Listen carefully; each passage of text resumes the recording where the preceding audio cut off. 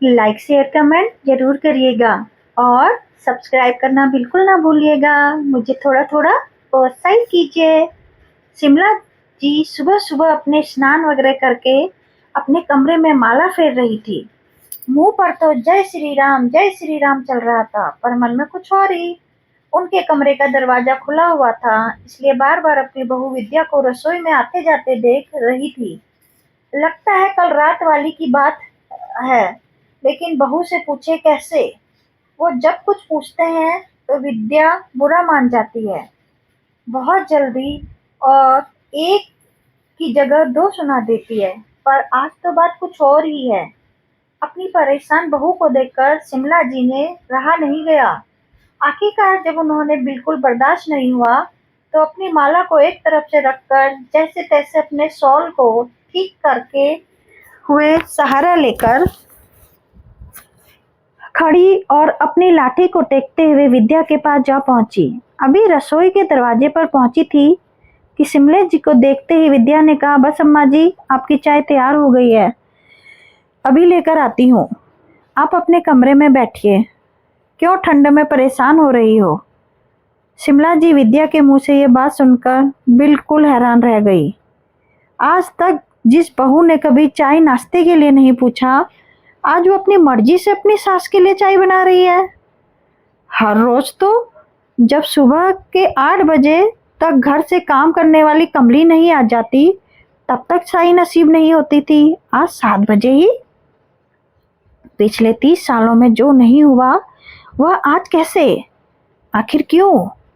खैर, शिमला जी लाठी देखते हुए वापस पलटकर अपने कमरे में आ गई। लाठी को एक तरफ रखकर अपने पलंग पर खुद को कंबल से ढक कर बैठ गई। थोड़ी देर में विद्या शिमला जी की चाय लेकर उनके कमरे में आई। उन्हें उनकी चाय पकड़ाकर उनके पास ही अपनी चाय भी लेकर बैठ गई। आज तो सब कुछ नया ही हो गया। कभी बहू उनके पास बैठना पसंद नहीं करती थी और आज वो उनके साथ बैठकर चाय पी रही है, वो भी कमरे में बिल्कुल मौन पसरा हुआ था। ना शिमला जी कुछ कह रही थी और ना ही विद्या। कुछ देर के मौन के बाद अचानक विद्या की आंखों में से आंसू आ गए। शिमला जी ने अपने कांपते हुए हाथों से कप एक तरफ रखा और विद्या के हाथों पर हाथ रखकर बोला, क्या हुआ बहू, क्यों परेशान हो रही है। अगर तुझे ठीक लगे तो बता मुझे, क्या पता तेरी समस्या का कोई रास्ता निकल जाए। शिमला जी के इतने प्यार भरे स्पर्श से विद्या की रुलाई फूट पड़ी। मुझे माफ़ कर दो अम्मा जी, मुझे माफ़ कर दो। मैं जानती हूँ मैं आपकी माफ़ी के काबिल नहीं हूँ, पर फिर भी मुझे माफ़ कर दो। शिमला जी ने उसके सिर पर हाथ फेरते हुए कहा, अरे किस चीज़ की माफ़ी मांग रही है तू मुझसे, बता तो सही।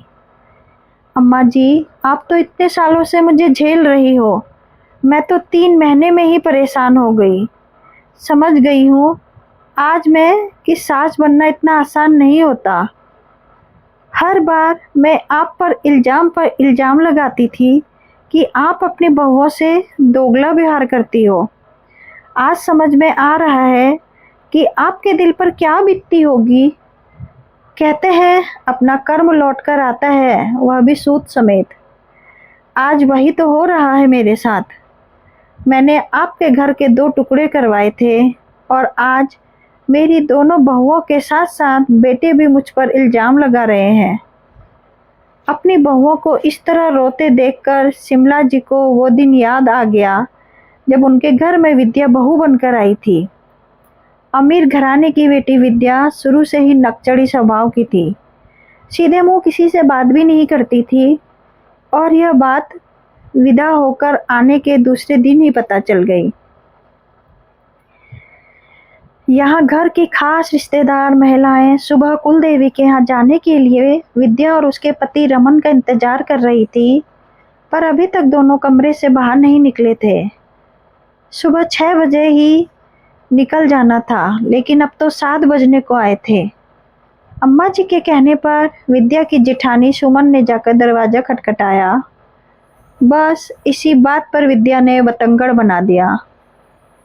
जेठानी कौन होती है मुझे जगाने वाली? शर्म नहीं आती अपने देवर देवरानी के कमरे का दरवाजा खटखटाते हुए? थोड़ा सा लेट चले जाएंगे तो कुछ बिगड़ जाएगा क्या? इतना सारा दहेज लेकर आई हूँ तो किसी के सामने क्यों झुकूंगी? रिश्तेदार महिला भी विद्या की बात सुनकर हैरान खड़ी रह गई। भला एक नई नवेली दुल्हन इतनी जबान चला सकती है? खैर देर सवेर कुलदेवी के दर्शन कर ही आए। उसके बाद तो आए दिन कोई न कोई बात को लेकर विद्या घर की शांति को भंग किए रहती। खासकर अपनी बिजानी सुमन से तो उसकी बिल्कुल नहीं बनती। उसे हर पल यही लगता कि शिमला जी बड़ी बहू का साथ देती है। आए दिन शिमला जी पर कोई न कोई इल्जाम लगाती रहती। अरे आप तो सास हैं, घर में दो बहुएं हैं तो दोनों को एक जैसा ही मान देना चाहिए, पर नहीं, आप भी दोगला व्यवहार करती हो। इतना सारा दहेज मैं लेकर आई हूँ पर सारा प्यार बड़ी बहू को दिखाती हो। हमने तो तुमसे दहेज नहीं मांगा था, तुम्हारे माता पिता ने अपनी मर्जी से दहेज दिया है, और फिर मैं क्यों दोगला व्यवहार करूंगी? मेरे लिए तो मेरे दोनों बच्चे एक जैसे हैं, तो दोनों बहुएं भी एक जैसी ही होंगी। पर विद्या को ना समझना होता था, ना ही वो समझती थी। विद्या के जुड़वा बच्चे होने के बाद तो स्थिति और भी ज्यादा बदतर होती जा रही थी। अगर शिमला जी सुमन के बेटे को खिलाती तो उसे लगता कि मेरे बच्चों के साथ भेदभाव कर रही है। अगर शिमला जी विद्या के बेटों के लिए कोई समझौता देती तो उसे लगता सारा प्यार तो जेठानी के बेटों के लिए है, बस मेरे बेटों के लिए तो रोक टोक ही है। आखिरकार शिमला जी को समझा समझा के थक चुकी थी, इसलिए थक हार कर शिमला जी ने दोनों की रसोई अलग कर दी और खुद बड़े बेटे के साथ ही रहने लगे। पर अभी तक भी विद्या का यही हाल था। अपने बेटों की शादी से उसे शिमला जी को बुलाना पड़ा। तब से शिमला जी विद्या के पास ही थी, लेकिन शिमला जी का सारा काम घर में काम करने वाली कमली ही करती थी। विद्या शिमला जी के कमरे में आकर झांकती तक नहीं थी और ना ही उनसे बात करती थी। दोनों बेटों की शादी एक साथ ही की थी, तो घर में दो बहुएं एक साथ ही आई थी, पर एक जॉब करने वाली बहू तो दूसरी होम मेकर। जॉब करना ना करना दोनों की अपनी मर्जी थी। विद्या ने किसी को रोका नहीं था, पर जॉब करने वाली बहू को लगता कि मैं तो बाहर रहकर कमाती हूँ, तो मैं घर का काम क्यों करूँ। वही घर संभालने वाली बहू को यह लगता कि दूसरी बहू तो बन ठन के निकल जाती है, मैं घर में नौकरानी हूँ। बस इसी बात को लेकर शादी के 15-20 दिन बाद ही दोनों ने बहसबाजी शुरू हो गई। अब विद्या कुछ कहती तो बहुएं बात पकड़ लेती। आप तो सास हो, अपनी बहुओं से पक्षपात करती हो। आपके लिए अपनी दोनों बहुएं एक जैसी होनी चाहिए। तभी अभी तक तो दोनों बहुओं में ही बहस होती थी, लेकिन कल रात तो बेटे भी शामिल हो गए। विद्या के बीच बचाव करने की कोशिश की तो दोनों तरफ से विद्या पर इल्जाम लगने लगे। जो कल घर में हो रहा था उसे देखकर विद्या को अपना किया याद आने लगा था। हालांकि शिमला जी ने भी रोकने की कोशिश की थी, पर जो अपनी सास की नहीं सुन रही वो दादी सास की क्या सुनती। आखिर दोनों बहुएं रूठ कर अपने अपने मायके जाकर बैठ गई, साथ में अपने पतियों को भी ले गई। इसलिए घर में इतनी शांति पसरी हुई थी। खैर शांति को तोड़ते हुए शिमला जी ने विद्या के सिर पर हाथ फेरते हुए कहा, बहू रोना बंद कर। अब तुझे पता चल चुका है ना कि सास बनना आसान नहीं होता। आप गलत नहीं होते हो, बस सास नाम ही ऐसा है कि हर कोई आपको गलत ही समझता है। पीढ़ियों में अंतर आ जाता है, पर इस सोच में अंतर नहीं आता। आप समझाइश भी दोगे तो इसका मतलब ही निकाल दिया जाएगा, इसलिए आंसू बहाना बंद कर। शिमला जी की बातों से विद्या को काफी संभल मिला। अपने आंसू पोंछते हुए बोली, पर अब क्या करूं, मुझे कुछ समझ नहीं आ रहा है। शिमला जी ने मुस्कुराकर कहा, वही जो मैंने किया था वही तू कर। जीने दे दोनों को अपनी जिंदगी। रिश्तों में दरार आए इससे अच्छा है रसोई अलग कर दो। अपनी अपनी जिम्मेदारियां खुद समझेंगे। तुम अपना सामान खुद बनाए रखो। अम्मा जी लोग क्या।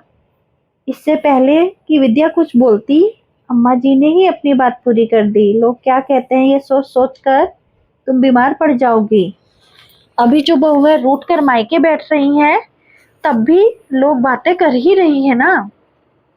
तो इससे बेहतर है कि उन्हें अलग ही कर दो। आखिर अम्मा जी की बात विद्या को जच गई और वो चल दी अपनी बेटे बहू को फोन करने। आखिर निर्णय तो वो ले चुकी थी, बस अब उस पर अमल करना बाकी था। आखिर बेटे बहुओं को बुलाकर रसोई अलग कर दी गई।